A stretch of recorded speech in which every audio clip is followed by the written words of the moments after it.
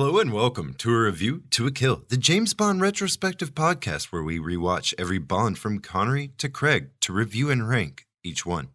I'm your host, Special Agent Sedgwick, and returning for this debrief is an agent that has pet RC sharks. Chris Carter. And not only do I have pet RC sharks, but they have fucking laser beams. Today, we're reviewing A View to a Kill, the 14th Bond outing from Eon Productions and namesake of this show, and the last turn for Roger as the franchise lead.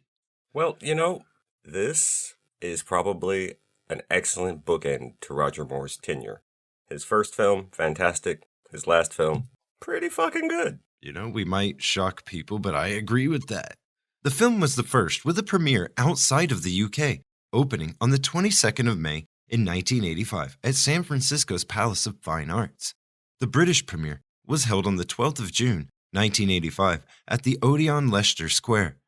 The reviews were mixed, and retrospective reviews are even worse, though the film does have its diehard defenders, and spoiler, I'm one of them. There you go. I wasn't sure about defending this film. I might have been on the fence about it, but after a microscopic rewatch, I have fully changed my opinion. Made for $30 million, it made $152.4 million in the box office. The film was a commercial success, with Bond's best opening so far, but won no awards, was nommed for nothing. But Tanya Roberts was nominated for a Golden Raspberry Award for Worst Actress, which she lost to Linda Blair. A failure to fail. A failure to fail. She lost to Linda Blair. I mean, to be fair, Linda Blair is a bad actress. Yeah, I think The Exorcist was the best thing she did, and most of that was prosthetic. Yep, that's exactly what I was going to say if you tried to defend her. Produced by Cubby Broccoli, Roger Moore returning for the last time. Roger's contract being long expired and Cubby dragging his feet on finding a new Bond. They just begged him to come back on another one-film job. But this time, he reached a point where his aging between films was rapid, and Roger himself was mortified to learn himself older than the mother of his love interest. Roger famously saying he'd been far too long in the tooth at this point, and the shame of that makes this his least favorite film. I kinda have to agree with him. It felt like Grandpa Bond was out there running amok. But also, the weird thing is, I kind of feel like this is the first time they actually were aware of it and leaned into it. Like, he gets tripped up easier, he has a harder time getting up, and they don't hide it, like, they lean into it. They lean into it. Yeah, and it kind of works, yeah. Kind of works. The film was based on a short story originally written for an episode of a potential James Bond television series in the 50s. That never happened, by the way. Spoiler. Octopussy announced the next movie as From a View to a Kill, the OG title, but it was changed. David Bowie was announced as Zorin, but he dropped out. Priscilla Presley was going to be the female lead, but dropped out. Wow. And instead we got ex-Charlie's Angel and previously mentioned Tanya Roberts. The OG script also had Agent XXX returning, but it was changed to some random Russian Bond gal when Barbara Bach said no. A lot of wasted potential there. A lot of wasted potential.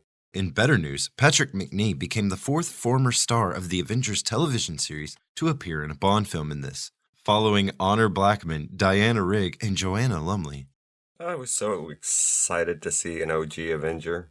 David Yip's character was originally Felix, but he was rewritten into a new Asian American character because San Francisco. San Francisco. Speaking of San Fran, the female mayor was such a Bond nerd that they had pretty much free reign to do whatever the fuck they wanted. Set City Hall on fire, or strap a blimp to the Golden Gate Bridge. In Bond news this month, M is quite angry that we've been publicly debriefing at a casino bar top and has requested all future debriefs take place here in his office. I don't like it. With him apparently watching us disapprovingly the entire time. I don't like it at all. I miss the liquor. The film starts out by clarifying that their Zorin is definitely not based on anyone real. With that out of the way, the dots roll out to a polished and smoothly played Bond theme. The barrel plate is the same, but non-shimmering, and the Bond plate is now tinted blue to counter the yellow left over from the 70s. A little bit better than normal, but pretty much rehash. The dot reveals a Siberian landscape of iceberg-riddled waters and snow-capped mountains with a contrasting orange toy helicopter flying through the frame. Though filmed in Hof, Iceland, through a series of cuts they establish Russian soldiers flying the chopper and swarming the landscape below as Bond skis up surreptitiously, following a beacon to a dead body buried below in the snow. As he uncovers the corpse wearing the same outfit as him, as is tradition, how else would you know he was on Bond's side? Right. The chopper flies over, and despite his white snow bunny getup, the pilots see him. Well, he was moving. Barely. The Russians on the ground get the report of Bond and swarm off to find him as Bond rapidly digs to uncover his fallen comrade. Just as Bond retrieves some small object from a locket around the body's neck, a goon fires upon him, and Bond jumps 25 feet into a ravine and skis off, starting our obligatory Roger Moore ski chase, and of course, Bond will have a ski shot away from him. Ah, yes, the ski opening, all over again. You know the drill by now. Bond skis while they ski and shoot at Bond. The stunt skier this time was fucking nuts, though. Yeah, he was awesome. He just found the steepest faces and went for it over and over. Man, this dude excited me. I was like, this is a skier. The music is heavy with the electric guitar, and it's all super fast, with rapid ski and camera movements, and no close-ups to Roger until the break in the chase. Yeah, it's pretty good. Bond anchors a rope and latches the other end onto a goon on a ski mobile, causing the goon to be pulled comedically from his ride, while Bond rides away on it. But the chopper sees him, and even though there's no machine gun in any of the wides, it has one attached on a close-up that fires on Bond. Yeah, how come they never used that first? Right? Don't know. Bond dives off just before the ski mobile explodes and rains debris around him. So Bond picks up a convenient snowmobile blade and snowboards off. Steve Link is the stunt performer here, helping popularize the sport by doing X Games style tricks into the bad guys and giving Vin Diesel ideas. In case you're curious, it was invented in the 60s and popularized in the 80s. Right around this time, yeah. Then it starts. The movie, as it is and will be, starts in earnest. The Beach Boys' California Girls strikes up and Bond snowboards down the mountain as goons ski like morons haphazardly into various mountain hazards. It was very incongruous to have a Beach Boys song in a Bond movie. That's weird. The fuck is going on right now? It's not that bad, though. It's not movie-breaking bad, but it's bad. I'll say it like that. It's bad, yeah. It's not movie-breaking bad. It worked with the comedy they were going for, but it is stupid. It is stupid. That is until the chopper catches back up, and the pilot, played by Seven Novgorodtsev, ain't fucking around no more. It must not have been a good day for him, as he had to use his AK.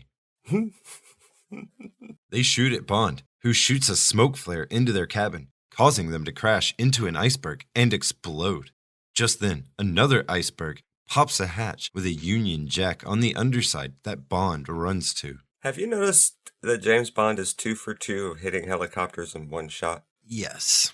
He's 100%. That's just out of 2, though. It's still 100%. Out of 5, I'm going to be a little bit more impressed. Out of 10, I'd ask where the cheat code is. No shit. I'm impressed with 2 for 2. I'll call 2 probability. Oh, okay. Stranger things have happened. Fair. Inside, Kimberly Jones, played by Mary Stavin, welcomes him back.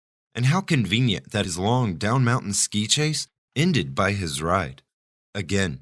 Yeah, it always does, right? Whether it's by parachute or ski or whatever, his ride's always waiting for him. He's got an extraction plan. It doesn't matter how long it takes him to get away, how far it takes, or where he is when it finally ends. His ride is right there. It's right there. I think that might be his super spy power. He's always got an extraction plan, and it's always perfect. This dude has more super spy powers at this point than that annoying kid on the playground. Fucking hate you, Tommy. I've got all the powers. Bond shows off his haul of caviar vodka and a microchip, and she sets the ship on autopilot as Bond converts the couch to a bed and starts unzipping her clothes, saying that she's trapped with him for 5 days to Alaska. It might have been a little rapey. And why is that even on a military vessel. It was rather opulent. Were they going to sleep on a couch? And that iceberg disguise was just ridiculous. Why does it look so boxy? that thing's moving fast and weird. It looks kind of like on a boat. Hard cut to the 80s heavy, black-lit, Duran Duran scored titles. The song is probably the most literal translation of a Bond theme into a Bond song, but it's amazing and perfectly Duran Duran at the same time. It hits you immediately, as do the wild and bold colors as a girl unzips her top, revealing the 007 logo on her chest. Man, just when I thought they couldn't get any better. Woo! I think this might be the best title. Might be 80s nostalgia, might be the Duran Duran song, might be the black light and neon because, that's when I grew up. It's smoky and blue again, but this time they bought a black light. The girls are nude in the dark, with UV paint illuminated under the blacklight. One is adorned with snowflakes in blue, and the other, who cheekily reveals herself on the lyric "Dance into the Fire," sports a flame motif in orange. Second Unit Director Arthur "The Woo" Wooster. Ski sequences again by the legend Willie Bogner. Special Effects Supervisor John Richardson. Production Supervisor a returning Anthony Way. There were 5 production managers for this film. Were there? Jesus. That's amazing because it didn't seem that messy. Assistant Director Jerry Gavigan. Derek Ball returns from For Your Eyes Only for sound recording. Action Sequence Arranger Martin Grace. Our boy lost a hip but got a promotion. Basically, he took a bullet, so they gave him a sergeant's badge and a desk. And a desk. Right, because he probably has a fake fucking leg. They reuse a shot of Roger from a previous opening here, but, we are just bashing these films if I call Maurice lazy in his old age, so I won't. He is. Art direction John Finner. Set decor Crispy and Silas. Production controller Reginald A. Berkshire. Peter Davies, again editing. Director of photography Alan Hume. The titles, as you can see, are pretty much the same as last time, and the time before that, even down to some reused background assets. Yeah. Speaking of, titles by Maurice Binder. Oh, did we mention he was lazy? Production designed by Peter Lamont, music by John Barry, constant thematic imagery of ice dancing in fire. Then they just straight show ice statues in flames. Because in case you weren't getting it. Duran Duran's shouting at you to dance in the fire. Broccoli said, I don't think people will get it when he saw the dancing chicks and he requested some statue shots to really drive it home. Title song by Duran Duran. It's fucking awesome. Go listen to it on Spotify if you doubt me. It also performed well on the charts, becoming the only Bond theme song at the time to reach number 1 on the Billboard Hot 100 and earned a Golden Globe nom for Best Song. Wait, Live and Let Die didn't reach number 1 first? Nope. Huh. It only reached number 2 on the Billboard Hot 100. Live and Let Die only reached number 2? Yep. Jeez. And A View to a Kill beat it. Associate producer Tom Pevsner, who gets the treatment in Neon Ribbon Nude Ski Girl here. Screenplay by Richard Maybaum and Mike Wilson. So you are not in for a master class of writing. Yeah, but it's better than the last 3. Yeah, it's better. And the last 2 were written by these knuckleheads. Oh, so they improved. Produced by Albert R. Broccoli and Michael G. Wilson. Mm-hmm. Directed by John Glenn. Flash fade to Whitehall.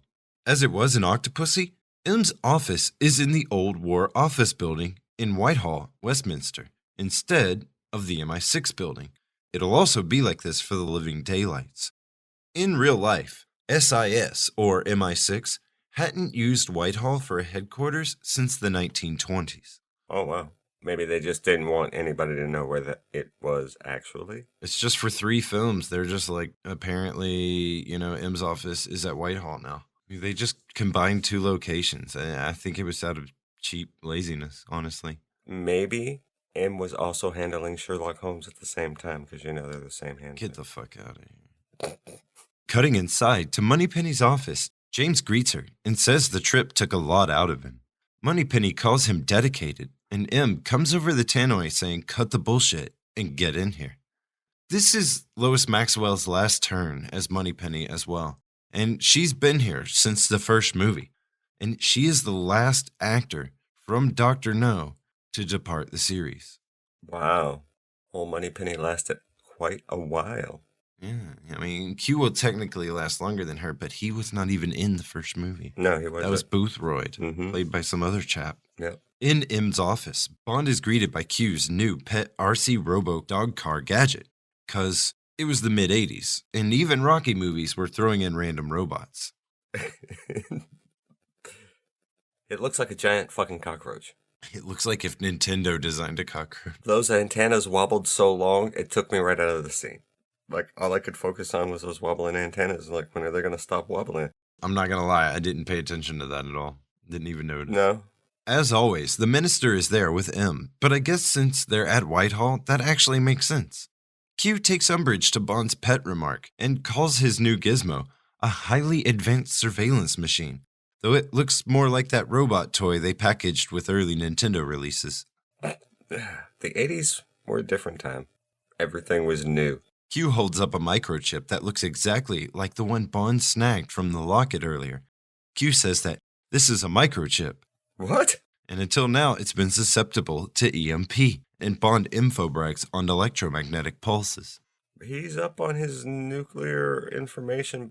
Q uses a microscope to show that the chip Bond found is an exact match to the one they commissioned as an EMP-free chip, and Zorin Industries makes that chip. So it seems that there's a leak to the Russians and a security threat to Britain. Microchips.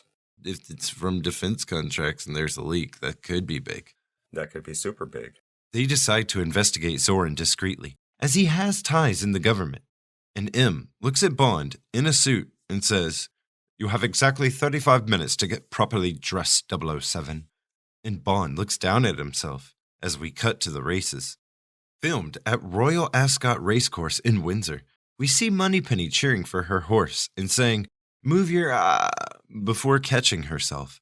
And Q rolls his eyes before telling her that Pegasus, the lead horse, is Max Zorin's own. I have to say, whoever's making those hats is making a fortune. And we see Bond spying on Zorin in the crowd and noting his gentleman's cane. There's a great shot of Q and Moneypenny watching the race through their lenses, and Bond and M turned opposite watching Zorin the same way. Mm-hmm. That was a pretty decent shot. We see Zorin at a distance with a tall female as M runs down his character bio.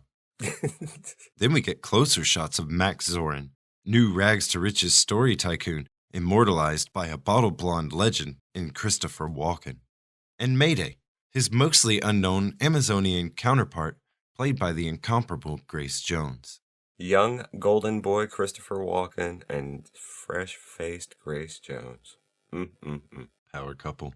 Power couple. Bond turns in time to see Zorin's horse put on a final burst of speed at the finish to win.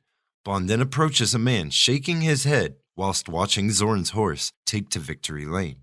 This is Sir Godfrey Tibbett, played by Patrick Macnee, and as previously stated, another Avenger. I loved seeing Patrick Macnee in this. Super awesome. He says in all his years of training, he'd never seen a horse run such a fast last furlong, and it was likely more than luck. The French Jockey Club hired a detective friend of his named Aubergine to look into it. M says to set up a meeting with this detective, and Bond has Moneypenny collect his winnings on Pegasus. Isn't aubergine eggplant in French? It's a dick joke, bro. Apparently. Apparently they were making eggplant jokes way back when. Cut to the Eiffel Tower. Gay Paris. But specifically, the restaurant Jules Verne, the pricey eatery on the second floor of the Eiffel Tower. Bond is sitting with French tech Achille Aubergine, played by Jean Rougerie, and they show off their sommelier certs over a Bollinger 75 and a Lafite Rothschild 59. As they get to talking about Zorin, the lights dim and the shades are drawn as the MC announces Dominique and the Enchanted Papillon. The piano player plays, and Dominique, played by Carol Ashby, who was an Octo girl in the last film, whistles. They're her magical butterflies. That's what Papillon means. And they're enchanted. They're magical butterflies. But the thing I don't understand is the French will watch anything? Like, as long as a pretty girl is doing it, she's whistling on stage with puppet butterflies. Like, what the fuck am I watching? Why is this at a dinner show? Because that's her shtick. That's her shtick. She whistles and... While paper butterflies are blown by a fan on stage and dudes in all black float butterflies around the room on fishing poles. And rich people have money to just shit on and burn. I just thought it was ridiculous. Aubergine says no drugs showed up on the test on Zoran's horse. And later this month, Zoran's having an annual sale of his horses. Just then, Mayday is revealed as one of the cloaked pole-bearers and hooks Aubergine in the face with a butterfly, instantly killing the man. Some fucking how. Where are these poisons coming from that these people have? How do they Like do that- it instantly if it was a poison still, you know? Like, I mean, maybe it's right next to his brain at least, so it doesn't have to take long to get there. I don't know. Fuck off. I don't know, but it's quick. He had a fish hook in the cheek and he's dead. Maybe he died from shock. That's fair. Had a heart attack right there. Dropped dead. Just like the guy who jumped from the Eiffel Tower in his homemade parachute. Bond sees Mayday escaping and darts after her, saying, "There's a fly in his soup." Mayday climbs the Eiffel Tower and Bond chases her. It should be stated that the French were more than annoying about filming this sequence, and often promised to allow things that they later backtracked on. Oh, yeah? Mayday hooks Bond with her pole and almost pulls him over the railing with it before starting back up the tower again. She is an expert with that fishing pole, by the way. Near the top she jumps, and even though on the insert of Grace Jones jumping she is 100% not wearing a parachute, on the wides of the stunt double they indeed will not splat. It's the magical cloth parachute that's built into every super spy's clothes. After lengthy negotiations and 22 test jumps from a balloon, the French authorities approved the jump, which stuntman B.J. Worth did in one take, captured by multiple cameras. Good job. I guess after the first guy, they weren't letting anybody jump off the Eiffel Tower anymore. The French are kind of sensitive. It's funny because it's actually true. They didn't want anybody dying again on the Eiffel Tower. It's really hard to get a permit to jump off of the Eiffel Tower, and it's all because of that guy. Who didn't have a permit? Yeah, he did, but he had a permit to do it with a mannequin, not himself. Bond jumps onto the rapid lift as it descends to the ground, and then GTA's a taxi to follow the still-floating Mayday. This guy was eating his lunch, and Bond stole his car, ruined multiple street vendors' shit, and almost hit multiple pedestrians, causing a fuck-ton of collateral damage just by starting this chase. He smashes boats and ramps on top of a travel bus, taking out poor people's luggage. Yeah, pretty good driving stunts. He turns his car into a convertible with a parking barricade, drives down a promenade and almost kills more pedestrians. Over industrial espionage, a stolen chip design. Bond's stolen 1983 Renault 11 gets T-boned and loses another half and is now an engine, 2 wheels and a couple of seats, dragging down the road. When it whips around a corner, though, you can see a gap between the back edge and the ground, and they had it on rollers with fireworks shooting off the back.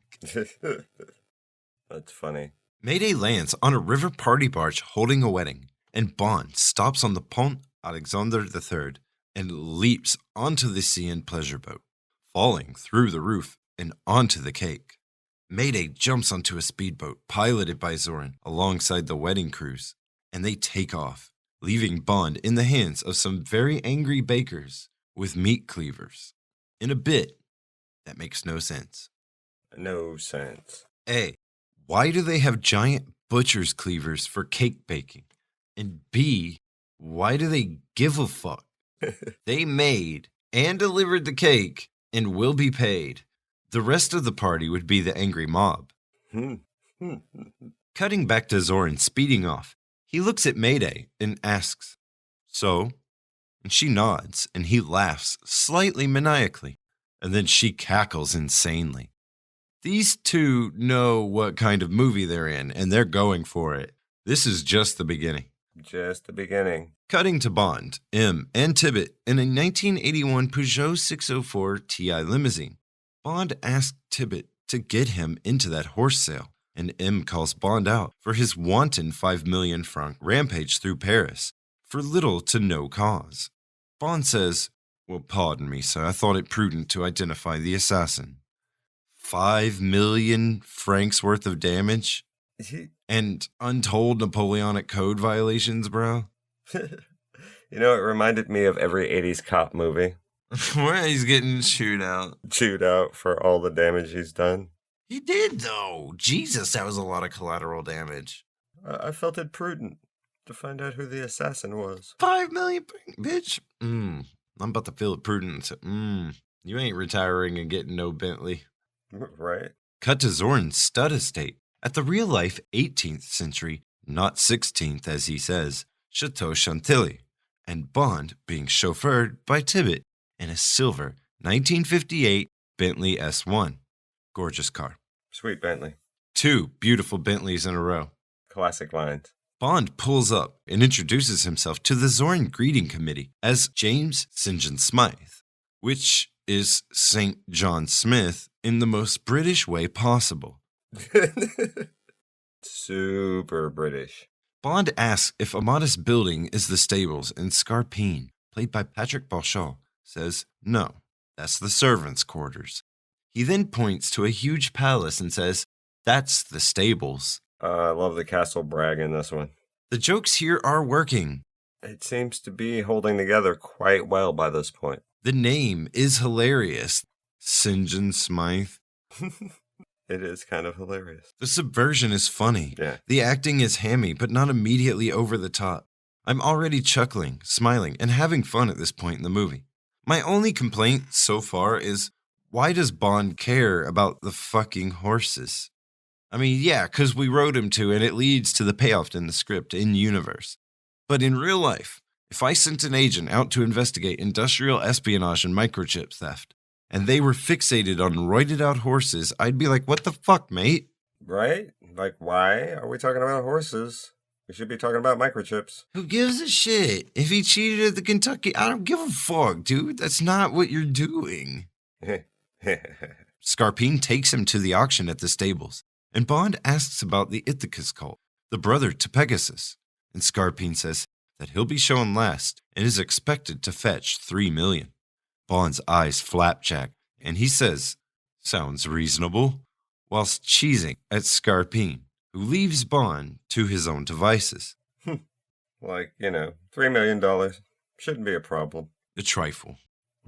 Outside, Tibbet is playing his part and shining the Bentley when he sees Pegasus fighting his way to the stables.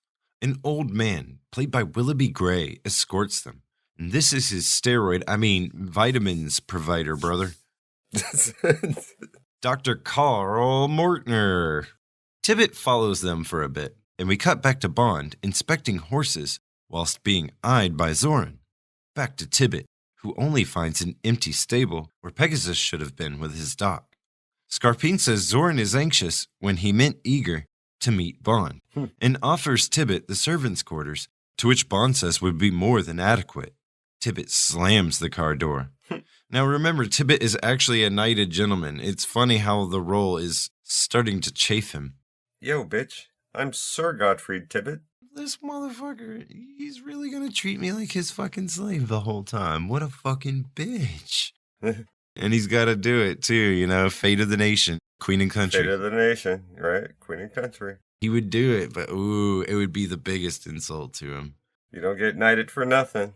Tibbet drives Bond up to the main chateau and is met by Alison Doody of Indiana Jones in The Last Crusade fame, playing Jenny Flex.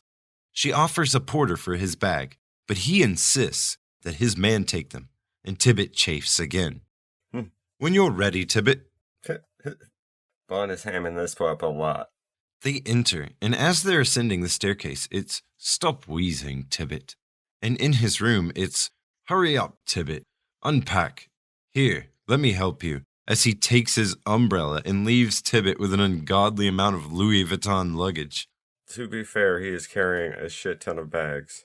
I would have made 2 trips, personally. Flex lets him know that the reception is at 6 and departs, leaving them to look for bugs in the room, whilst continuing to play out their parts of passé gentleman and manservant. In fact, Bond lays into him so much that the tech listening to Bond's room tells Scarpina that he'd hate to be St. John Smythe's valet. I know, Bond's being kind of hard on him. When our duo find the microphone on the lamp, they start a tape recorder continuing the berating threats and sniveling apologies. They then go out onto the balcony, and Bond says, "Well done, my good man." And Tibbet groans, "Do we have to continue the charade in private?" Bond jokes a good cover is committed to, but then drops the shit and asks him about Pegasus disappearing. Tibbet says he's got nothing. 1 minute, Pegasus is in the stall, and the next he's gone.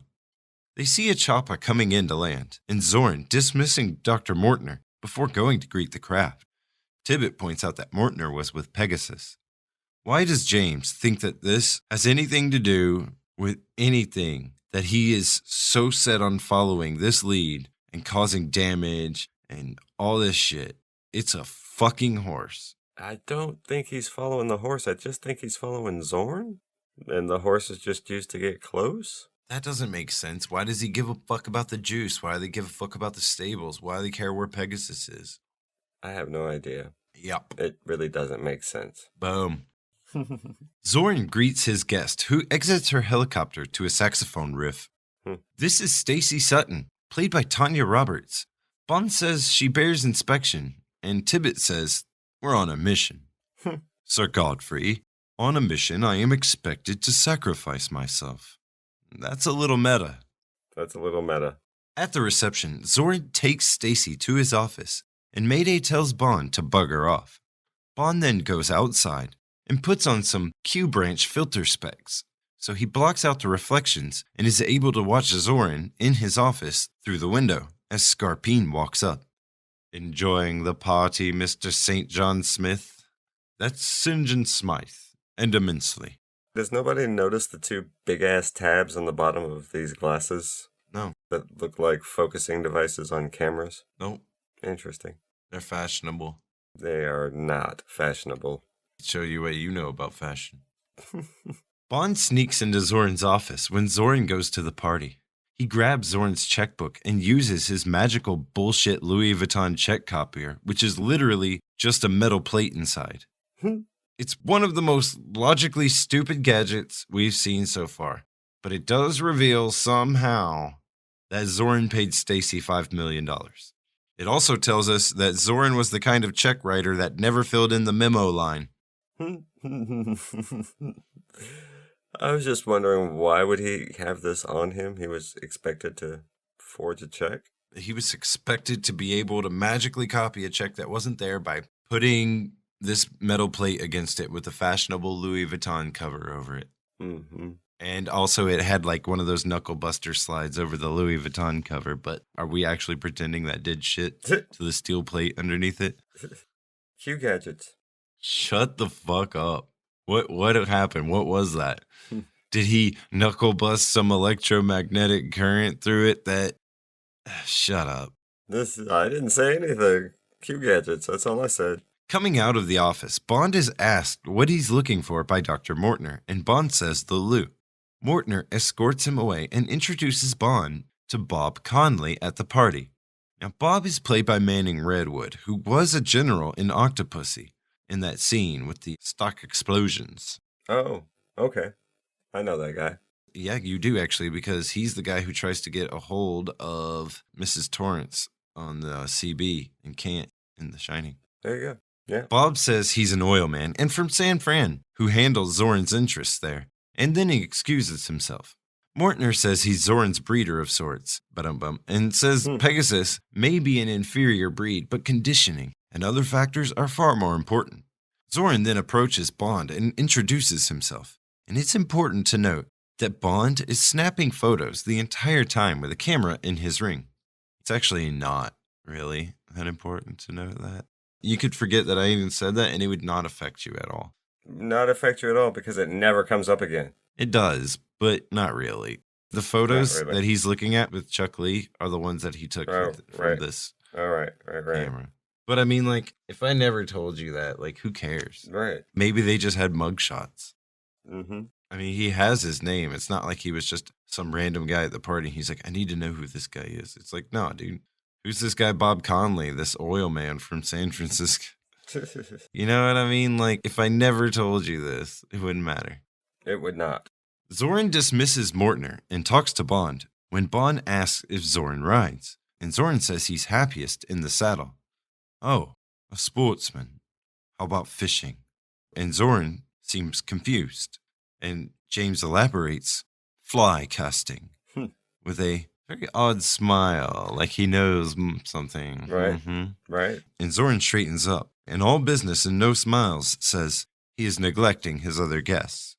Bond steals champagne and 2 glasses and approaches Stacey Sutton to introduce himself and say that he's English. No shit. He presses her for info, and Zorin tells Mayday to get her away from him. Walken's deliveries are so great. They're perfect. They really are in this, dude, honestly. Listen, you guys might disagree with us. I watched this movie so many times to write the script, to get the screenshots, to put it all together. And when I'm writing the script, I watch a scene. I watch a few seconds, I pause it, I go back, I have to rewatch stuff. I watch like a second or 2 at a time, and I write a line or 2, you know? Like, yeah. I have a lot of time to pay attention to facial expressions and deliveries and things like that, and watch them over and over. And you guys are just remembering the last time you saw it that one time. Right. The perfect level of exaggeration that slowly escalates throughout the movie, unlike Orlov screaming and pouting from the start. Christopher Walken is super maniacal in this movie. Mayday steps in between Bond and Stacey and tells Stacey that her chopper leaves in 20 minutes. Bond bemoans her not being available that night, and Mayday says, someone will take care of you. Oh, you'll see to it personally, will you? Bond quips to a cold stare. I like Grace Jones. I don't give a fuck. I love Grace Jones. Yeah. Cutting to later that night, we see Tibbet sneaking into the stalls. He starts to look for a secret switch when Bond sneaks up behind him and pushes the button that causes the stall floor to lower as it's a horse lift. Quite a letdown, Bond quips as they descend and find a super horse vet lab. A super horse vet lab. Cutting back to Zorin's security room, we see Scarpine again ask the monitor goon about Cinch and Smythe, to which the goon responds, sleeping like a baby. And there's an insert of a flash zoom on the recorder playing Bond snoring under the lamp in his room. Back in the horse lab, Bond uses a stethoscope to crack a safe. Old school, man. What, your ass gadget safe cracker slide too far up? Tibbet inspects the horse and finds a fresh wound on its leg. Inside the safe, Bond finds all kinds of juices and microchips. Tibbet says the horse has had surgery, and Bond says the doctor put microchips in the horse, and Zorin can juice them at will with any radio device, even one small enough to fit into a jockey's whip or a cane. What a leap. What a leap. It's like he's read the script. It's a leap. Just then, the lift is activated as guards come to check on the lab. Bond and Tibbet move into the next room, which is an industrial shipping facility, packed with crates, packed to the brim with microchips. It's here that Bond lets anyone who didn't live through the early 80s know that there was a worldwide shortage of microchips, which there really was at the time. And apparently, this jackoff is hoarding them. Someone call Nintendo's lawyers. Right? I bet you they'll handle this faster than Bond, who's busy worried about roided out horses. Right? Just then, the 2 goons catch up to Bond and co.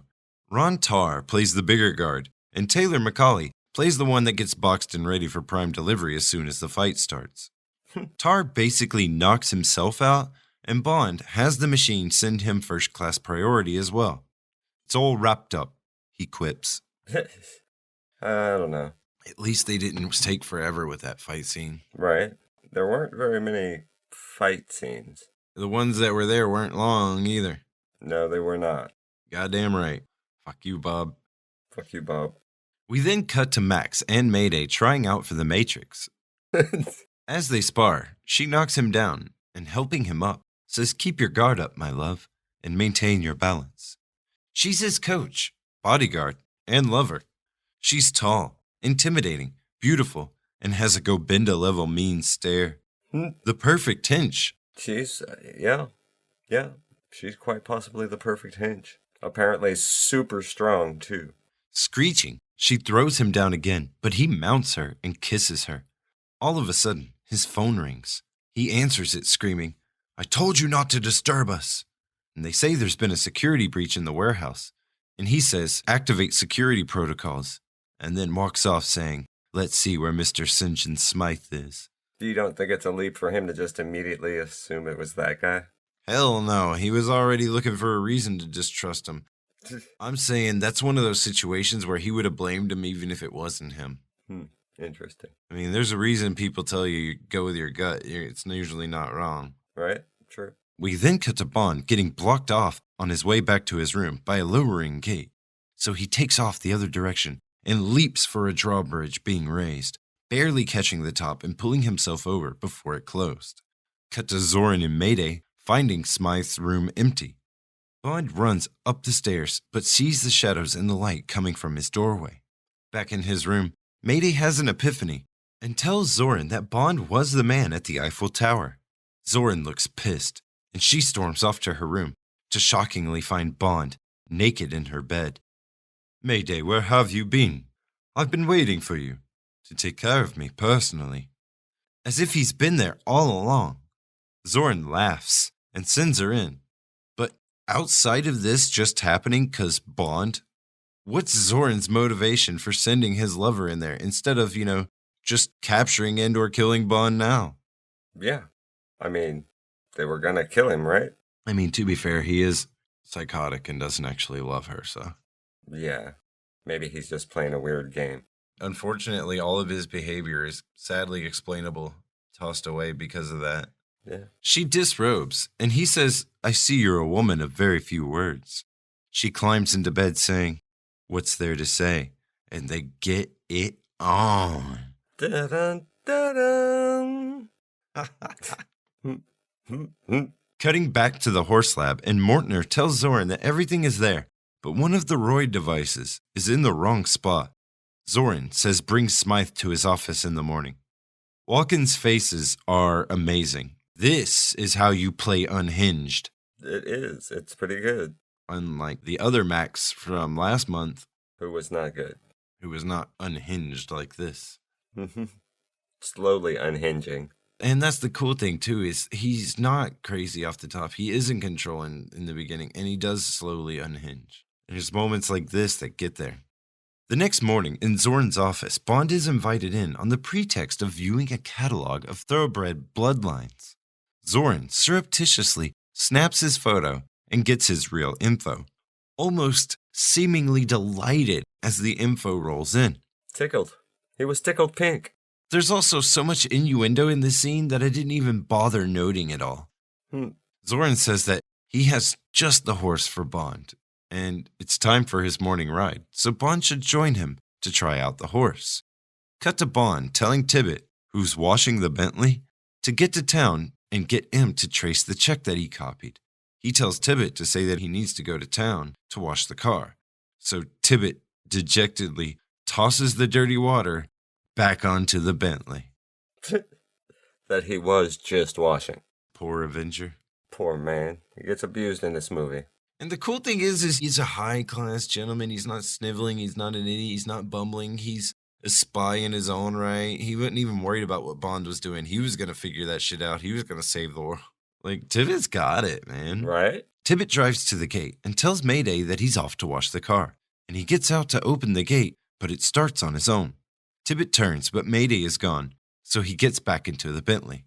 Elsewhere, Zorin is presenting Bond with his mount for their ride, a spirited beast named Inferno that tests Bond as soon as he's saddled. Cutting to the car wash, Tibbet is strangled by Mayday. Rip. You know, when I turned around and the bitch was gone, I would maybe glance in the back seat. Just, I would have at least looked.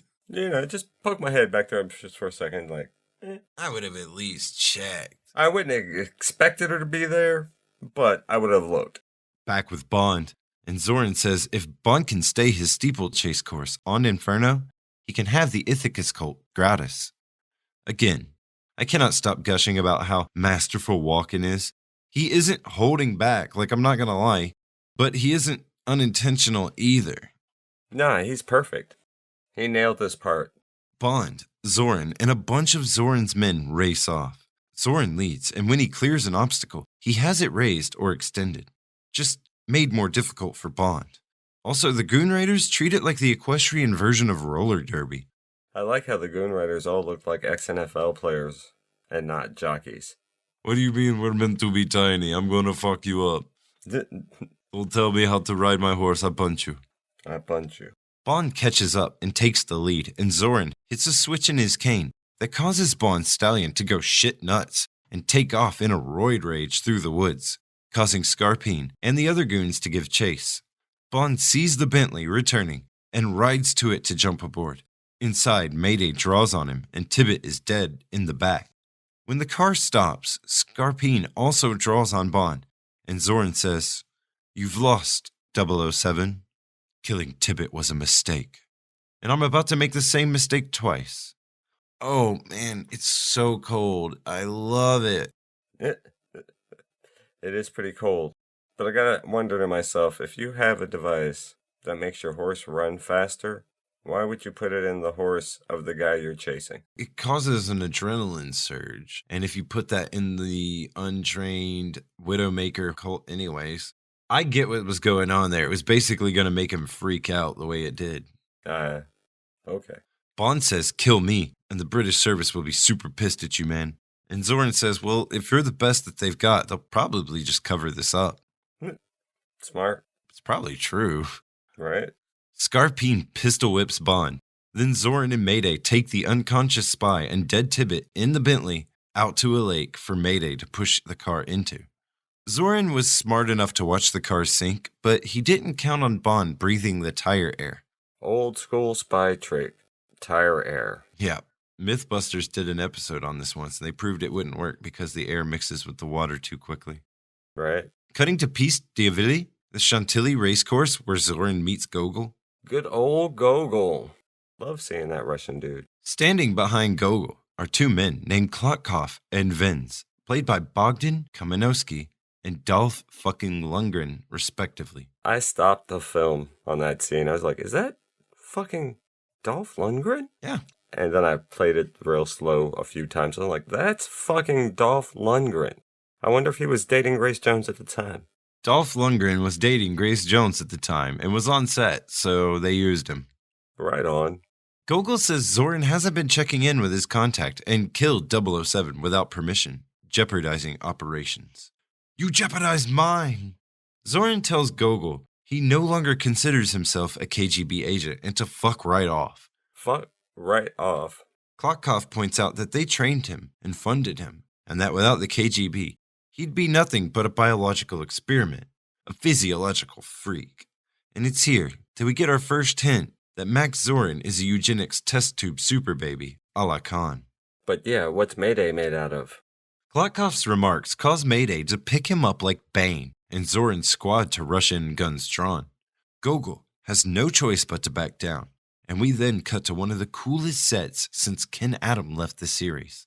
A long, narrow steel conference room with a desk and slanted walls with linear patterns that draw the eye down the room as the camera dollies over the desk. It is a nice office, I have to say. In his meeting, Zorin tells the businessmen gathered that he has made everyone rich, and they are now in the position to form a cartel, a sort of silicon mafia that has a stranglehold on not only production, but also distribution of all microchips with only one obstacle: Silicon Valley. Over 250 plants employing thousands of scientists and techs accounting for what, 80% of the world's chip market? Mm-hmm. Now, if this scene wasn't Goldfinger enough, Zorin says that this is Project Main Strike, for which everyone here will pay him $100 million plus half their net income. Anthony Chin plays the Taiwanese tycoon that dissents and is escorted out. But he doesn't get crushed in a car because Mayday opens a door and flips his stairs to a slide, and he slides out the bottom of Max Zorin's big-ass blimp. Surprise, motherfucker. Who puts a trapdoor in a blimp? A psychopath? I suppose. See what I mean? Yeah. The psychopathy is an unfair blanket. The dude's crazy. Maybe he would do that. He's nuts. They've kind of gotten away with that. Right. There's a nice dummy fall into the sea, and then we cut back to Zoran asking if anyone else wants to drop out. Silly. Then we cut to an establishing shot of the Golden Gate Bridge, and Mayday says, "What a view." And Zoran says, "To a kill." Ba-dum-dum-dum. Roll They credits. work it in every movie, don't they? I'll say most of the time at least, yeah. Yeah. We then cut to the fisherman's wharf and see Bond stepping off a trolley.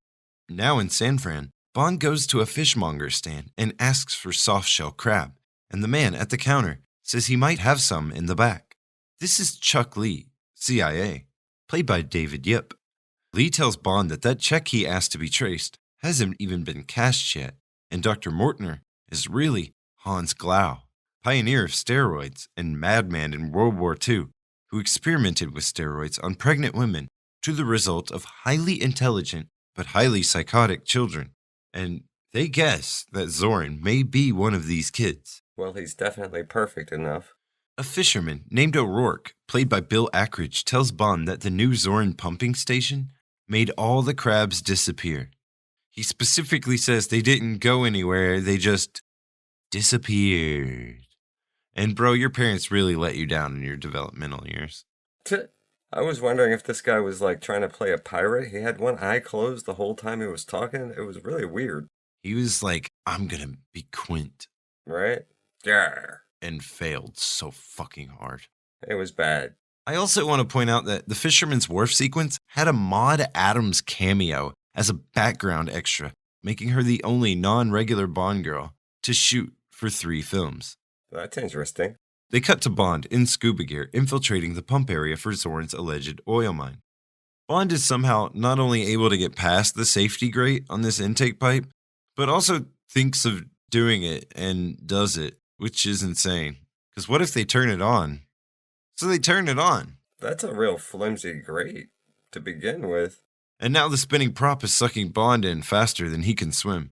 And now his best hope is to sabotage the prop with his tank, leaving him without oxygen and alerting Zoran of his presence, essentially. Right? So he does that, and they go looking for him. Yeah, I know. That was kind of a stupid move on his part. Just saying. Must be getting old. They sprawl out over the decks and send frogmen into the pipes, who come back with Bond's tank. Mayday finds Klotkov, and they toss him into the now-again spinning blades. Klotkov was not alone, though, and his female KGB partner gets away, and back to her silver 1984 Chevrolet Corvette, with a cassette tape of Zoran's plans when Bond sneaks up behind her, having observed her escape from the well pump area. It's fortunate for Bond the Russians were also spying on him. Oh, well, this is Paula Ivanova, played by Fiona Fullerton. This is the part that was supposed to be a returning Anya Amasova, but Bach said, "Nah, mate." Right. She's still written to have history with Bond, though. You know, I don't think I've seen James Bond ever work with a male Russian agent. And you never will.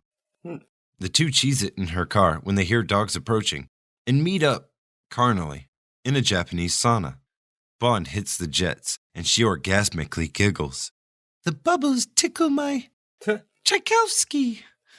She diverges as the strings swell, and she says, "Détente can be beautiful. This is no time for politics." Man, this scene, she's just like hitting all the Russian cheap buzzwords, right? Like, Right. Perestroika, Glasnost. Her character is hilariously one-dimensional. And public hot tubs are so gross. Who knows who was in there before you? But she was smart enough to wait for the crescendo of Tchaikovsky's Lake in the Moonlight to make her escape, with the blasts of brass muffling the noise of her opening the door. But Bond is no fool, and knew what she was up to. So even though she thinks she got out with the tape, when she gets to Gogol's car and plays it, it's the Japanese spa version of Pure Moods. Meanwhile, Bond is listening to the actual recording of Zoran's plans and taking notes. Bond always wins, just like at the horse race, just like now. Switch to tapes, bitch. Cutting to the next day at the office of W.G. Howe, Division of Oil and Mines. Howe, played by Daniel Benzali, is a corrupt California bureaucrat on Zoran's payroll.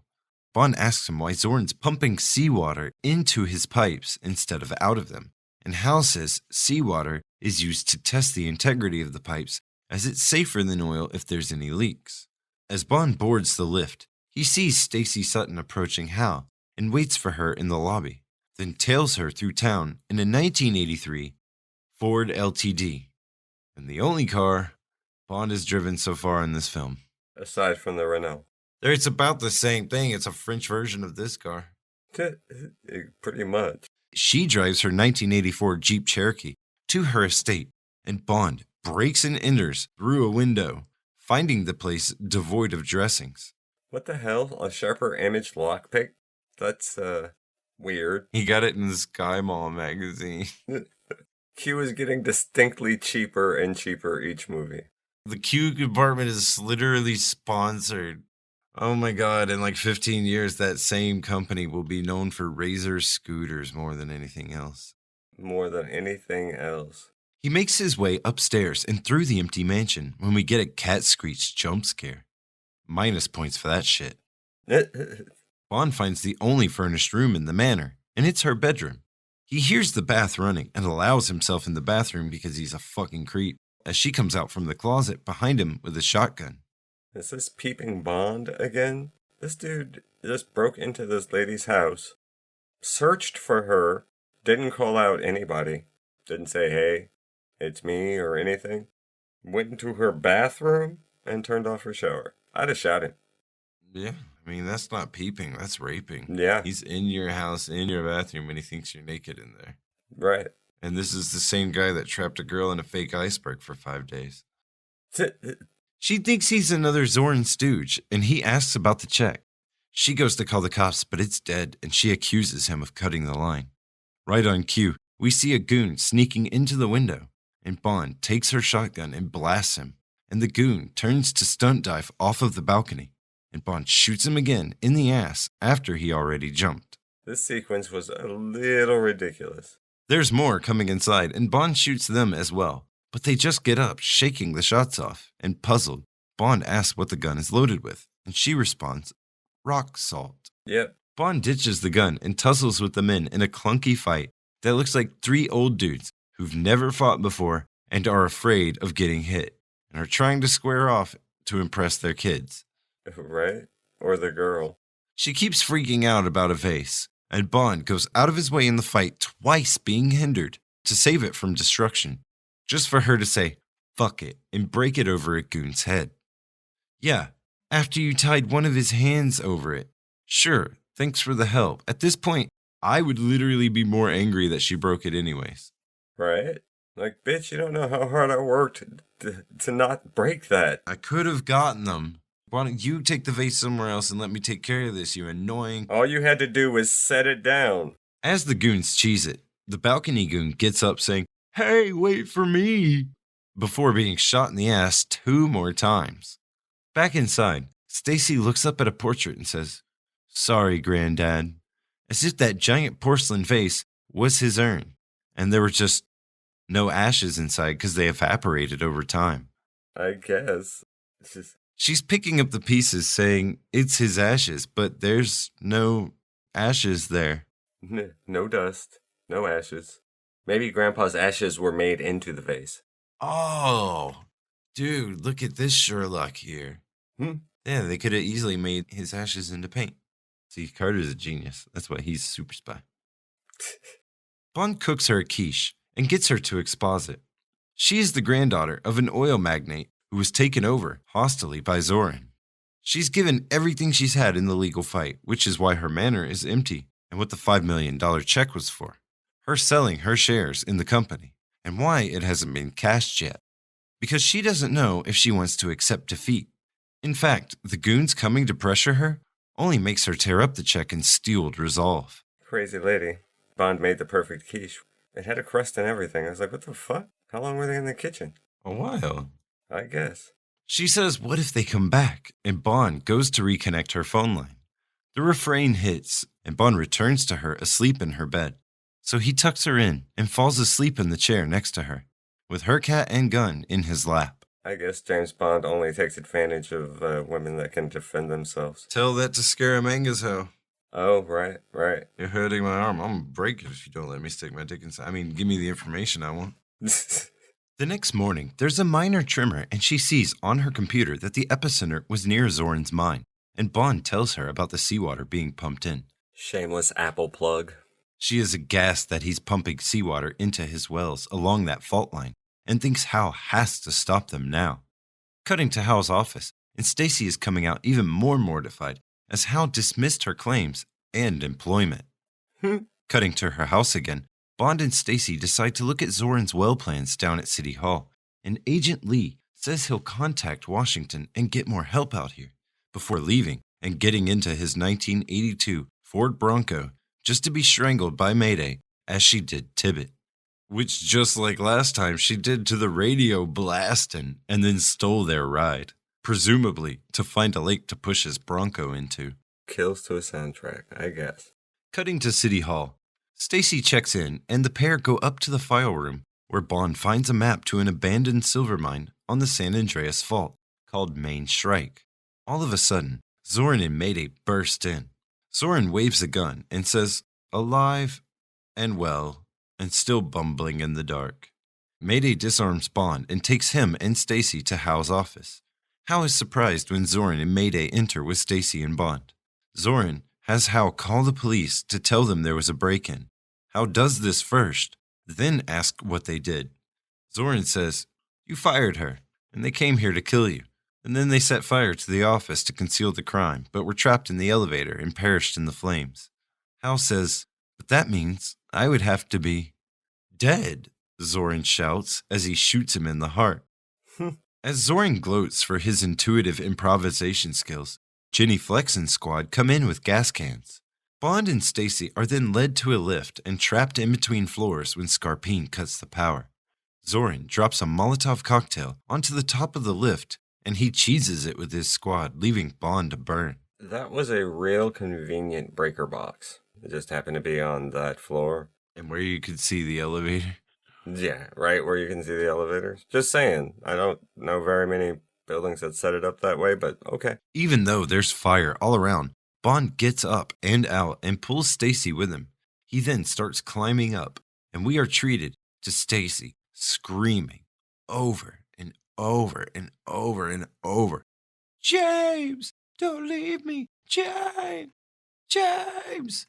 James, help me! James!" You'd think the director would tell her to shut the fuck up.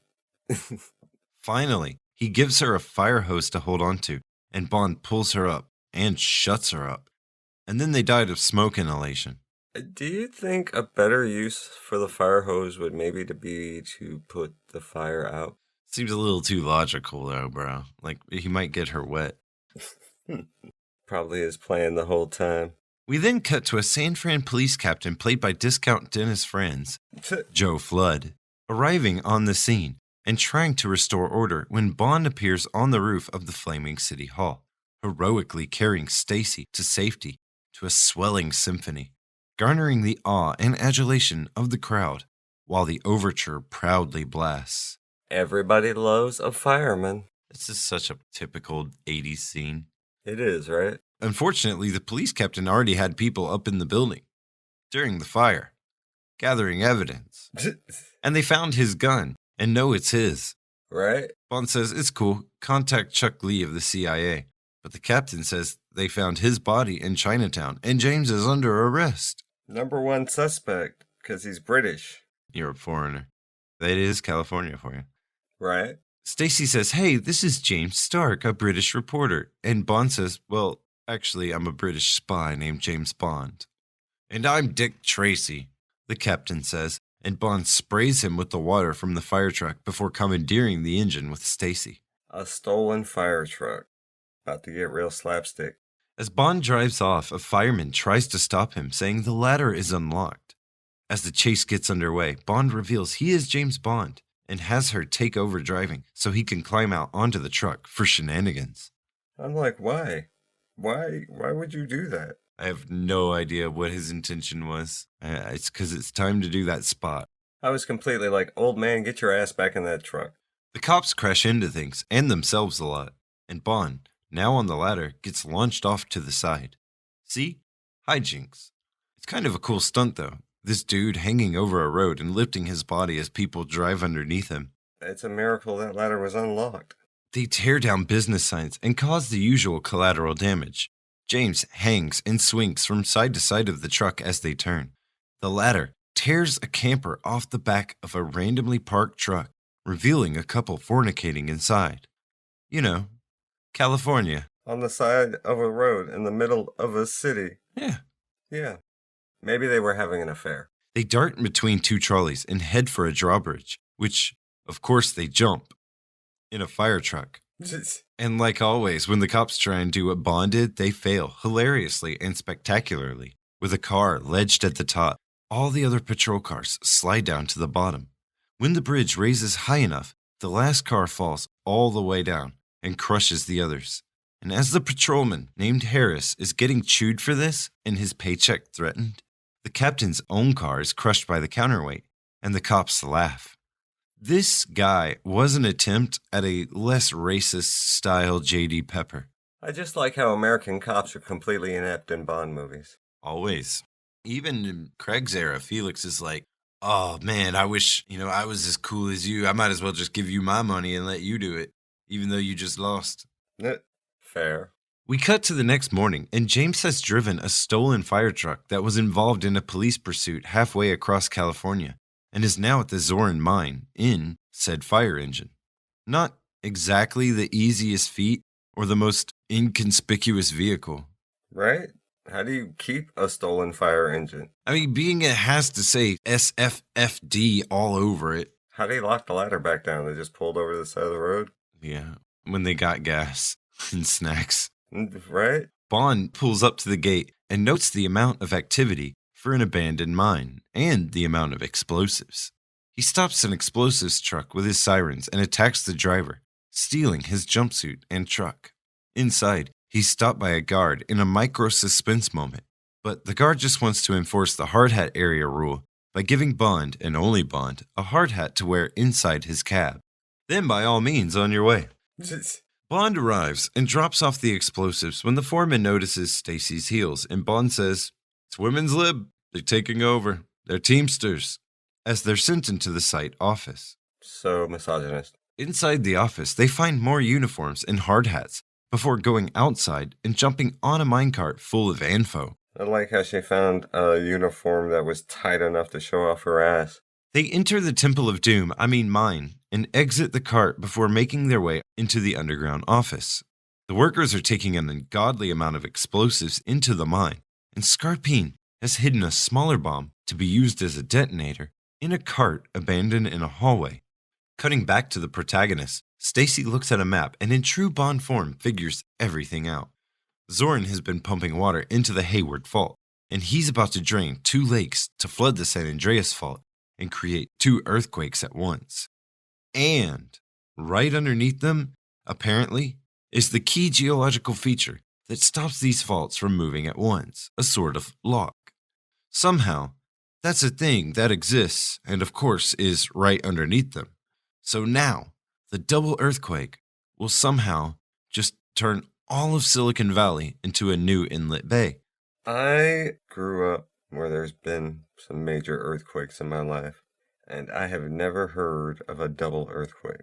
Nobody's ever said double earthquake. Or a fault lock.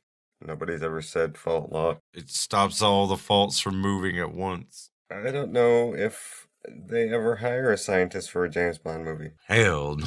I'm just saying. The miners pack a cavern with enough info to give the Mythbusters a hard-on. Seriously, that's a fuck ton of a very powerful explosive, and they're about to scar the earth. That is more info than I think they needed, to be honest. I was like, holy shit. Well, I mean, if you want to blow out some lakes from underneath in a mine and flood a fault, that'll do it. That should do it. They plant a primary charge that's separate from the one Scarpine planted in his cart palm in the hallway. Just then, Mayday tries to open the door but finds it locked, and Zorin shoves his hand through the crack and fires at Bond, who throws a chair at him after breaking the window out. Bond and Stacy jump out of the window, and Zorin sucks at shooting, man. Zorn is not a good shot. He might be super intelligent, but he can't really fight, and he's not a good shot. He was never physically trained. Ever. Right. Mayday, Flex, and another goon who's been around but's done less than nothing so far, named Pan Ho, played by Papillon Sue, all chase Bond and Stacy into the mine. Her name's Butterfly Sue. That's another thing I could have never mentioned, and it would never have impacted. You never would have noticed. She never says anything. She never does anything but die. Yeah, I think that was the first time I noticed her. Zorin orders the mine entrance closed. Nobody gets out. Scarpine tells Zorin it's time to flood the mine, and Zorin goes to trigger their secret cart bomb. Bob Conley protests. But Mayday, and my men. Yeah, a convenient coincidence, Max coldly says. Mr. Zorin, those men are loyal to you, Conley says, as Scarpine knocks him out and over the edge into the mine. Zorin blows the smaller bomb, which is still huge. I mean, people die, a lake is punctured, a fisherman is left high and dry. Literally. I like how they drain the whole lake. It's kind of cartoonish. All jokes aside, the mine floods, with everyone in it, regardless of their moral compass. Flex and her Asian friend are killed, and I really never had to mention her, and you'd never notice, I swear. She never even spoke. Fair.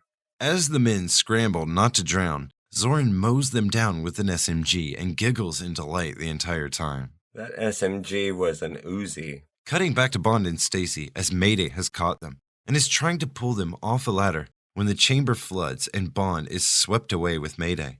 Yeah, Zorin's a cold-blooded motherfucker, man. Back in the main chamber, it's still flooding. People drowning, getting electrocuted, shot until they're all dead. Good. Right on schedule, Zorin says as he and Scarpine cart out of the mine. Cutting back to Bond in a flooded chamber, we see Mayday realize the betrayal and curses her love for Zorin. Bitch, of course he didn't love you. He's psychotic, and they have literally said that like 12 times already. He's psychotic, and you're a little crazy too. I didn't get that from her. I got fierce love and loyalty from her. Yeah? Way too normal, unfortunately. No. Because at the end, like, she was doing it for him. She would have burned the world for him. And she would burn him and herself if he scorned her. Hell hath no fury. Okay. She wouldn't have cared about the betrayal if she was psychotic. Right. She wouldn't have cared about the lack of love. Not like that. Not the same way. She was mad that she believed in his love. Right. We cut to an insert of Zorin prepping to leave in his blimp, then back to Bond saying the water is dropping, and back to Zorin taking off with Scarpine and Mortner. He gets high above the mine and waits for the fireworks while Mortner pats him on the back, and we get a little subtle insight to their father-son-like dynamic. We cut then back to Bond, who's now working with the jilted Mayday. She lowers him to the main charge, and he loads it on the crank lift.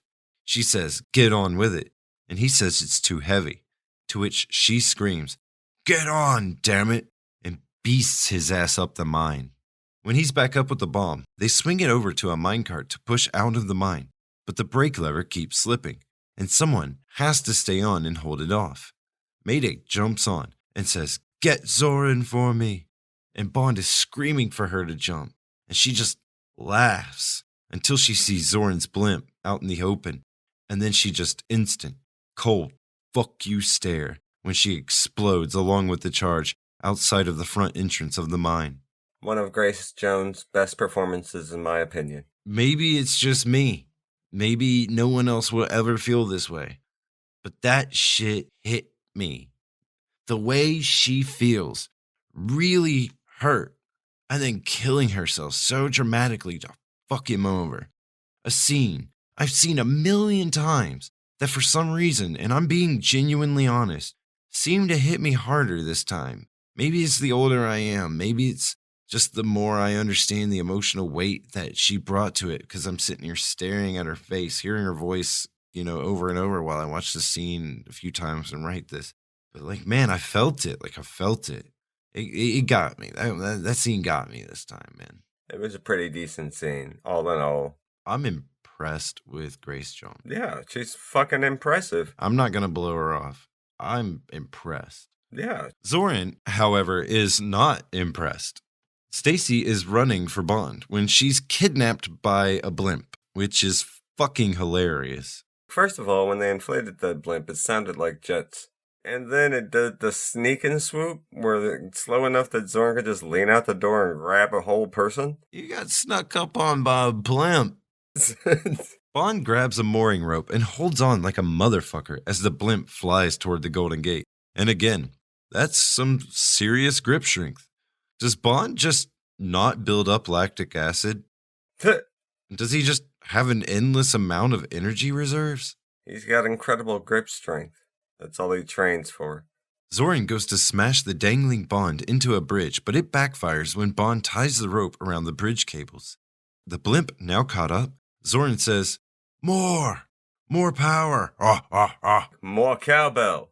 The blimp smashes into the bridge, and Zorin starts talking about a watch up a dude's ass. No, wait, he tells Scarpine to go get him, but Stacy just knocks him out with a fire extinguisher and leaps out of the blimp onto the bridge. So Zorin chases after her with an axe, swinging it at Bond before choking Bond with it, and swinging some more. Bond kicks Zorin, and Zorin is now barely hanging onto the bridge and slipping. Zorin could really use a steroid doctor for some grip strength right about now.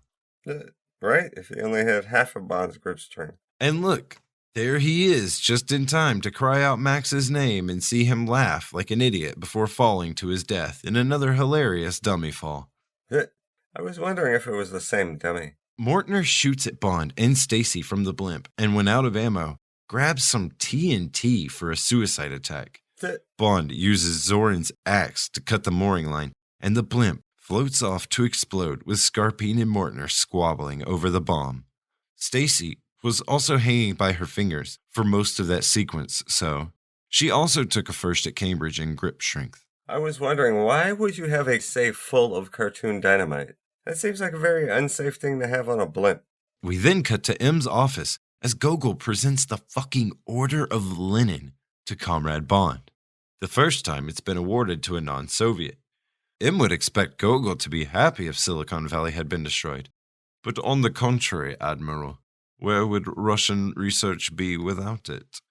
So, funny joke aside, he just called M Admiral, and no one ever called the last M that.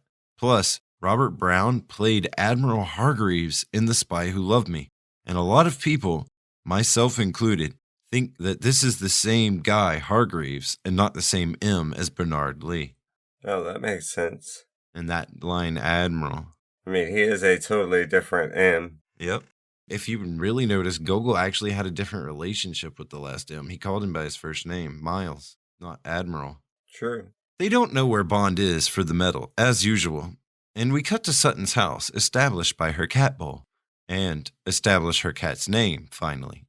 Pussy. Because of course it is. Of course it is. Something's got to be called Pussy in this movie. Q's RC surveillance device comes in the pet door and makes its way through the house, passing various bits of discarded clothing along the way. The robot pushes into the bathroom, and Q smiles as he watches the two in the shower, until his phone rings. They ask the Q, if he's found Bond, and Q says, alive and well. And they ask what Bond's doing, and Q says, cleaning up a few details, as Bond tosses a towel over Q's pervbot. Hard cut to the Golden Gate Bridge and the credits. And I'm just going to assume that her house is near a lake. That's funny. That's probably a decent assumption. I mean, they are in the shower that's ending in water or near water, right? Yeah, that's pretty close. And they hard cut to the bay. This movie was awesome. It was. Carter and I were saying we don't really have as much to say, or the recording sessions don't take as long when the movie is good, and it doesn't. And it might feel like when we edit this down and it's really funny that we, had a lot of complaints, but we really didn't, because there's probably not going to be an hour and a half of them deleted out of this. I always had a love for this film in a so bad it's good kind of sense, but honestly, watching it the way that I do to write these, under the microscope as we've named it, I appreciated it so much more. I don't think it's a bad film at all. I feel like it's actually legitimately Roger's second best effort. The jokes are a slightly more mature and more smooth version of the jokes he's been doing. And it fits his comedic style and age better. Walken leans into the ham, but never actually goes overboard, really. I mean, we know what overboard Walken looks like, and he never really hits that. It's like he and Grace Jones walked onto set in day one, looked at the script and the state of Roger, and knew how they had to play this film, or it would end up just like Octopussy. It still makes some of the same mistakes Roger's era always makes, but I genuinely found far fewer of them here than in the past, and the ones here don't seem to be movie ruining. This movie is overly hated on, it's underrated, and the most fun that I've had in this series since Live and Let Die. Seriously, my biggest complaint is why was James so hung up on juiced up horses? And after the last movie's laundry list of problems, I'm giving this a B-. Very good. Very, very good. I'm giving this movie a solid B. This movie was super entertaining. I've forgotten how good it actually was, and it brought back a flood of 80s nostalgia memories for me. A complete flood. Everything. The whole movie did. It was so 80s and amazing. And amazing, yeah. Pretty fucking good. The kill count. How many do you think Bond kills in this movie? 27. 5. Ah. 57 others for a total of 62. It's a little bit bloodier on the total, but they're still keeping Bond a little bit family friendly during the Roger era. Yeah, I guess. For the pre-title, Bond does it right this time. He does his mission, kills the goons, blows shit up, then beds the girl. The stuntman wasn't winning points for style, but he made up for it in balls. The thrill here was watching him throw himself over steeper and steeper cliff faces and trying to stay upright as his skis slid over them. No major stunt set piece, but still exciting, and the music wasn't disco, so 7th place. I gave this one a 7th place. I really enjoyed it, though, there's been better ones. The ski sequence was off the chain. The Beach Boys music was weird, though. Minus points. Minus points, right? Even the snowboarding brings back memories. The title and theme. The titles are more of the same from Maurice, and you should know what to expect at this point. Smoky blue titles with laser effects, low-lit girls, and silhouette compositing. But this time, there's a blacklight. But all jokes aside, you'd be surprised how much it feels like that's all it was missing this whole time. Right? At least for this film, with this song, and this amazing song, which is my second favorite so far, really elevates it. And Maurice was smart enough to play the visual elements to the lyrics. 3rd place. Nice. I gave this 2nd place. I forgot how much I love. Well, first of all, I'm a huge Duran Duran fan, and I really love this song. I sing it to myself sometimes. It's on a playlist or two on my Duran Duran channel. It's a good song. It's a banger. It is. We keep saying that Maurice is lazy. And by what we mean by that is this man is one of the more skilled people ever at what he does, and it's just been a while since he's made something to get excited about. And here he is, after putting in lackluster after lackluster titles that we've ranked super low, going straight for 3rd. Fantastic with the blacklight. It was good. Moneypenny pickup line. This is as far removed from sexual tension as they've ever gotten in the Cannon franchise. I think it had a lot to do with Maxwell's age, and it's sad that this is her last film, but still, 15th place. I gave this 13th place. It was not as bad as the worst ones. However, it was very subdued. No pickup line really at all. It looked like she was dressed for Easter, but I guess it was the racetrack. So I was kind of thrown off by that too. Q Gadgets, Louis Vuitton check replicator, the Q Dog, shaving razor bug finder, glare reducing sunglasses, and a sharper image window unlocking credit card with lights on it. The Q Gadgets have become more punchline than cool. They really have. They've crossed onto the opposite side of the graph, which has been slowly becoming the case for a long time now, so why am I complaining? 8th place. I actually gave this 8th place myself, because your robot cockroach dog was weird. Your perv machine. Your perv machine, right? And I'm pretty sure you were using made-up words. What the hell is an electrocomparatron? Whatever the fuck he said. Like, I'm pretty sure that's not a word. Cars. The 1983 Ford LTD. Yawn. Might as well have been nothing. 16th place. I am putting this in 15th place. I think I was counting the Bentley anyway, but he didn't really drive that, so I guess it doesn't count. Main ally, Sir Godfrey Tibbett. He lasted longer than Chuck Lee, a proper gentleman, a knight, and a horse breeder that gets dragged into Bond's horse-roid obsession, belittled, and killed. But he's actually smart, full of personality, and eager to solve the mystery himself. Oh, God, he's dead. Oh, God, he's dead. Well, 12th place. You gave him all the way down to 12th place just because he died? I gave him 12th place because he is around for less than a third of the movie. That's pretty much fair. I'm going to give my man Tibbett 10th place. I have a lot of love for Patrick McNee, even though he was a little old and chunky in this. It was fun seeing him again. So, 10th place. I like the old dude. I genuinely liked how he played the character, even for a short time, and in the role getting picked on by Bond. Like, you really get, like, this dude's cool, and he can control himself. Right? Villains. Max Zorin, a steroid baby that is a hyper-intelligent and ultra-psychotic. He was grown by a Nazi scientist, raised, trained, and funded by the KGB, and now out on his own with a shitload of money, a shitload of explosives, and a stranglehold on the microchip market during the mid-'80s.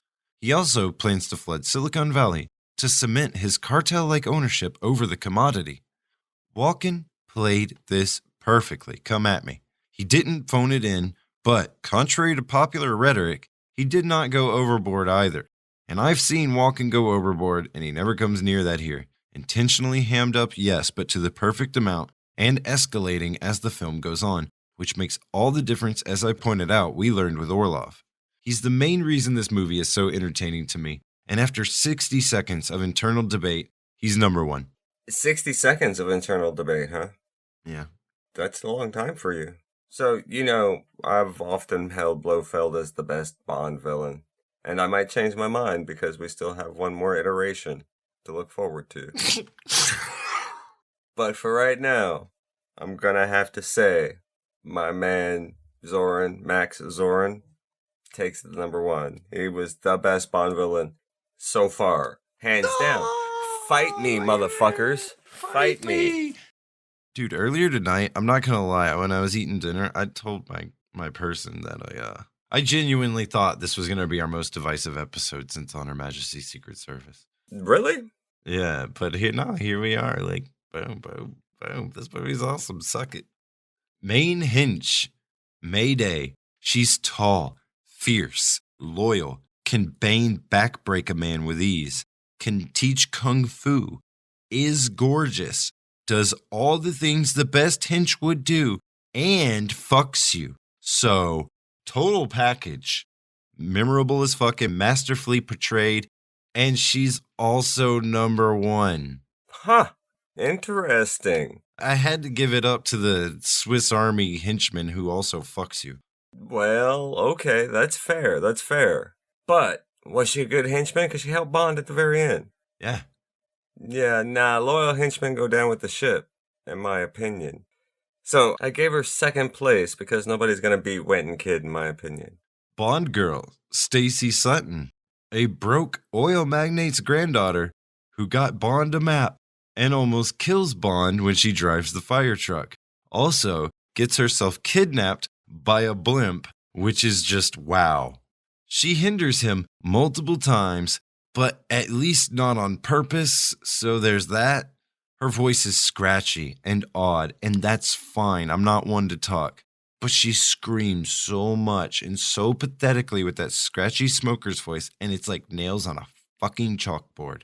14th place. I gave her 12th place.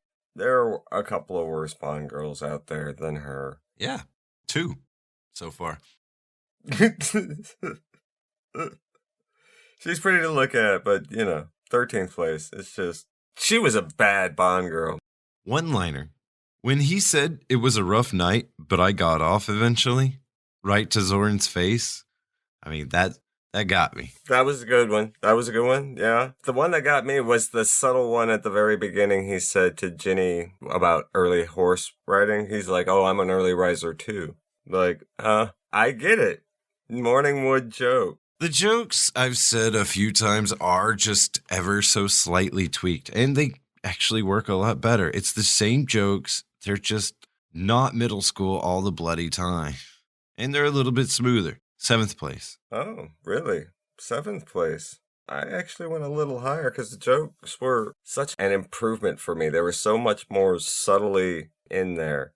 Except they kind of ramped it up a little bit at the end. They kind of slowly got more, I would say, maniacal as Zorn did. People are going to think we're crazy, but it's like, go watch Octopussy and this right back to back, please. Yeah, please. We're not crazy. We're not.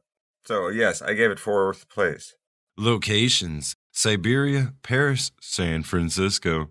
So, actually, Siberia was Iceland, right? Yeah, it was. That's where they filmed it, but it was supposed to be Siberia, you jerk. I guess I'm going to have to say it. They had some great locations, but they didn't really use them. It was kind of boring and pedantic. There it is, the catchphrase. I give it 8th place. Oh, okay. Well, I thought a little bit differently on this one than you. Yeah. See, I thought the locations are perfectly integrated into every part of the story. The ski chase happens because he finds the stolen Russian microchip in Siberia, not just because, hey, I'm doing you on a mountain and guys are chasing me. Zorin causes him to go to Paris, and boy, do they show it off. The plot revolves around the geography of San Fran and ends on the Golden Gate Bridge. They shot in chateaus and from blimps. Talk about utilizing your locales. 2nd place. Protracted attempt to kill Bond. I'm going to go with the burning elevator. Probably would have worked out if you stuck around long enough to make sure. But as usual, they do not. But yeah, I liked it. It seemed plausible. 8th place. I'm going with the burning building as well for his cliche 80s heroic rescue sequence. It's cheesy, it's lame, but I had to go with something. So 11th place. Oh, okay. Mission or plot. Investigate industrial espionage of a stolen EMP-resistant microchip and determine how compromised the British security forces are. Though all Bond hears is, go out and check out Hulk Horson. Ba-dum-bum. Oh, and stop a crazy eugenics freak from flooding California and making a microchip mafia. It's not the craziest plot in the world until you get to the fault flooding, but even that starts to seem plausible with that much info. 5th place. I gave it 6th place, just behind Goldfinger, because it was the same plot. And about as believable. And it was, by the way, if you didn't get that when I said that earlier in the review, this literally is a remake of Goldfinger with microchips. With microchips. And a flood. Stunts. There were men dangling over moving cars and guys dangling from ropes on blimps. Some death-defying shit. The breakaway car chase was kinda nuts, but also the really big stunt set pieces, as I've said before, seem to be missing in lieu of just a lot of crazier smaller ones. 8th place. I guess I was impressed by the ski guy. I felt like the car stunts were like ramping up to be Fast and Furious style. Maybe that jump off the bus was kind of crazy for a Bond movie. That's true. Other than flipping a car. That's true. I gave this 4th place. The score. So, JB here does an awesome job helping Duran Duran compose that song, get all the beats in there. The love refrain was, just a view to a kill, but love style. It was pretty decent. All around, I enjoyed the music. It didn't take me out. It wasn't like Never Say Never where there was no music and then there was and then there wasn't. And I liked this a lot. I gave this 2nd place. Wow. Wow. Wow. That's a hell of a score for the score. The score was great here. I mean, he nailed it. The perfect use of refrain without over-reliance, and an amazing use of the overture. John Barry hasn't nailed a score this well since Thunderball, so I'm going to give it 6th place just underneath Thunderball. Movie. Overall movie. I'm going to have to say this. I didn't think about this until I've rewatched this movie. I always thought that, I don't know, maybe as a kid I remember not liking this movie as much or something. I don't know. But after watching it again, this is definitely my third favorite James Bond movie. Third place. After watching it again and watching everything that's come before it, one a month, this movie was awesome. I found myself smiling a lot writing this. I found myself being enamored by performances in ways I'd never noticed before. I truly just didn't seem to notice as many unforgivable mistakes, or the ones that were there just weren't movie-breaking, or even seemed so bad compared to what we've been through lately. I genuinely don't understand how this film isn't held in higher regard. I don't think it's a better film than Live and Let Die, but I do enjoy it more for its polished silliness. Third place. Yeah, it's a solid third, too. As I said in the beginning of this episode, Roger Moore has bookended his tenure with a couple of bangers. A View to a Kill's not quite as good as Live and Let Die. Live and Let Die is classically amazing, and A View to a Kill is, they finally figured out how to make a Rogers Moore Bond movie work, and too bad it was his last one. Too bad. And since we've reached the end of Roger's tenure, we have another rank this time, and to rank another retired Bond with the others, I have to say Roger is third so far out of 4. Now that might sound crazy with how much I shit over Lazenby's acting abilities, but regardless of his ability to act, he tried to act like Bond, something similar to Fleming's words or Connery's portrayal, something rooted as like Bond. Connery was different from the books, at first at least, but he still felt like his version of Bond, shared traits with the Bond from the novels. Lazenby does too. Dalton hella does. Brosnan definitely does. Even Craig, with his blonde hair and hulking status, is far more believable and natural as a cool and suave super spy. Roger never doesn't feel like a gentle grandpa, and he never really feels anything like Fleming's Bond, if we're honest. And if he does, it's the furthest of the actors so far.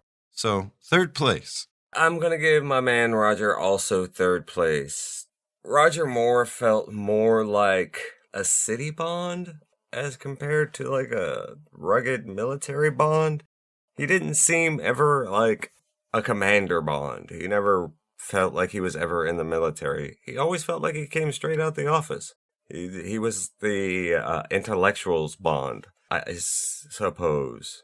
And honestly, like, not believable in a fight with more than 1 or 2 guys at a time. Honestly, not even really believable. And it seemed the longer it went on, the more he turned into Grandpa Bond. As we said in the conversation, you said he was like an actor playing Bond and not like James Bond. Yeah. Like an old dude living out a fantasy of being James Bond. You're not able to get that escapism.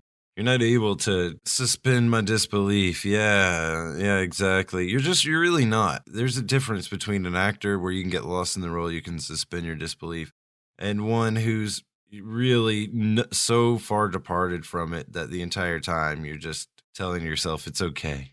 It's okay. They're Bond. I swear. He's James Bond. It's workable. And as they said, Bond will return, and so will we. They stopped calling their shot after changing the title of this film. Did they? It just said Bond will return. Oh, that's right. They didn't name the movie this time. Until then, I'm Agent Carter. and I'm Agent Sedgwick. Stay spying, y'all.